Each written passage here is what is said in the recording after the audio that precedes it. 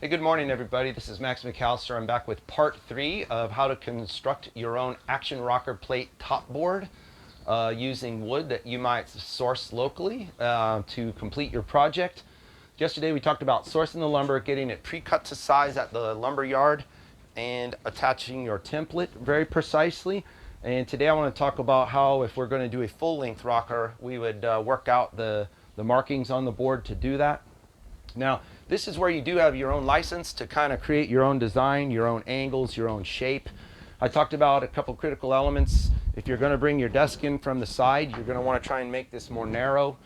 You do want it to be less than the width of the rocker plate if you're going to use the desk from the front. If you don't use a desk and you have some sort of arm, you could just leave this full width. That's up to you. But you can make it into any cool shape that your heart desires, as long as there's about 12 inches underneath to support the center rib for the rocker. That's kind of the only requirement. Now, to construct the lines and know where we need to locate this, that forward rib, you can use your scrap that you had from when your board was cut, because it'll have a perfect straight edge. You might have a really long level around your house if you're a regular craftsman and you like work doing side projects, but you need a very solid straight edge in order to draw this line. You can also get away with using a chalk line if you don't happen to have something like this, but odds are if you have a chalk line you have one of these. So draw your line very precisely, and what we're lining on is the 2 bolt holes that the foot goes on, except we're going to move a foot forward, move the foot forward. So very precisely align on the marks where the 2 bolt holes go. That will make it perfectly parallel. We're going to come up and draw that entire line. We're going to repeat that process for the other bolt hole. Just for a reference, I went ahead and marked my center line on this board, and that did that. My next step was determine, myself personally, I do kind of like to use the desk from the side sometimes. So I'm going to make mine, it doesn't need to be too wide, so I kind of chose about 14 inches as a width. Approximately. It's best to measure in from the sides, because your sides are going to be perfectly straight edges, and instead of trying to measure from a line on the center out. It's way easier to do a mark like this, hang your tape and make a mark. Make several marks, don't make 2. If you make one error on one of your 2 marks and then put an edge on it, the odds are you're going to draw a crooked line. So make 4 or 5 marks. The marks are free, it doesn't cost anything. Then when you throw your board back up, check your line, align to all of your marks, and make sure you've got a nice general average between all of those marks, and construct your line. Now, the only thing that's left to do after that, if you're not concerned about how cool or pretty it looks, you can just cut those 2 lines with a circular saw and call it a day. If you want to make it pretty, we're going to radius the corners. Our template comes with some radiuses drawn on it, radii already drawn on it. Take a razor blade, cut those away. You can trace the edge with your pen.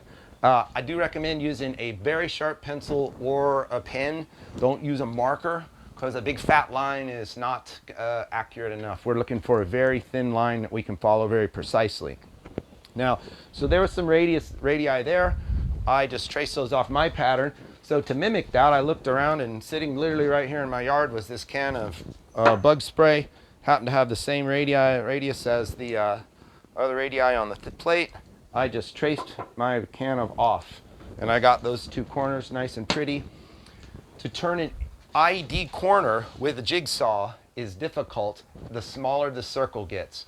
So this is only about, what I found was this can of turtle wax laying around. I thought that was a nice big radius, fatter radius. So I traced the edge of this can of polishing compound.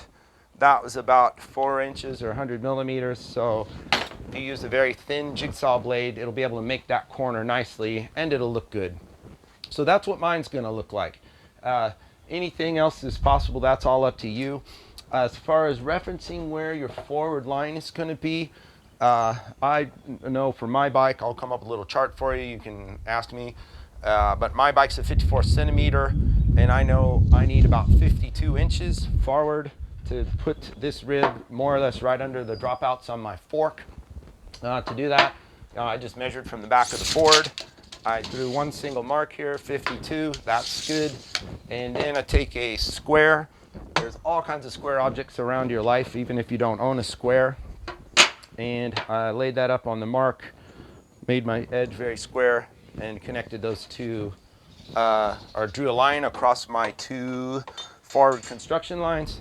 Boom, boom, there's the circle for my two holes. The next thing you want to do is make a punch mark where we're going to drill after we take the template away. Use a dental pick or a pick, a automatic center punch if you have one. If you have nothing, and again, you're not that handy, a common nail will work. You're going to want to put the tip of the nail right on the corner and wiggle and force a nice dimple into the wood. Same thing on our template. Now, a lot of guys say, oh, I've been drilling holes for 20 years, you can't tell me nothing. Well, they'll just walk up with the drill and think they're going to hold it there and drill the hole. That's not accurate enough. So you got to have an accurate, we've gone, this is, precise to a thousandth of an inch here. Poke that hole right on the center of our template so that it's perfect.